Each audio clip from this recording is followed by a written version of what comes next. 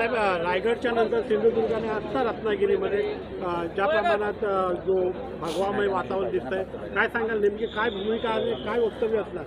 शिवसेना पक्षप्रमुख उद्धव ठाकरे साहेबांचा हा कोकणचा दौरा आहे। 1 आणि 2 तारखेला रायगड जिल्हा झाला, 4 तारखेला सिंधुदुर्ग जिल्हा झाला, आज संपूर्ण 5 तारखेला रत्नागिरी जिल्ह्याच्या वेशीवरती राजापूर तालुक्याच्या मतदारसंघामध्ये पहिली आज त्यांची संवाद सभा होणार आहे।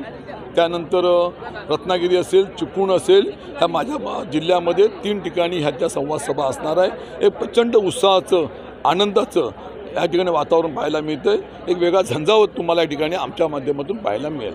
काल नारायण राणेंवरती भास्कर जाधव यांनी प्रचंड टीका केली, तशाच प्रकारे रत्नागिरीमध्ये देखील पुण्यावरती निशाणा साधला जाईल।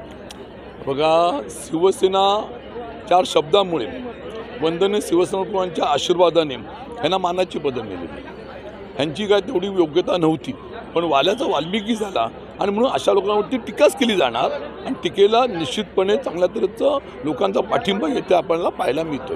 तर आपल्या बॅनरवरती असं दिसून येतं। रोजच्या घडामोडी पाहण्यासाठी राजकीय दर्शन न्यूज चॅनल सबस्क्राइब करा आणि बेल आयकॉन दाबायला मुळीच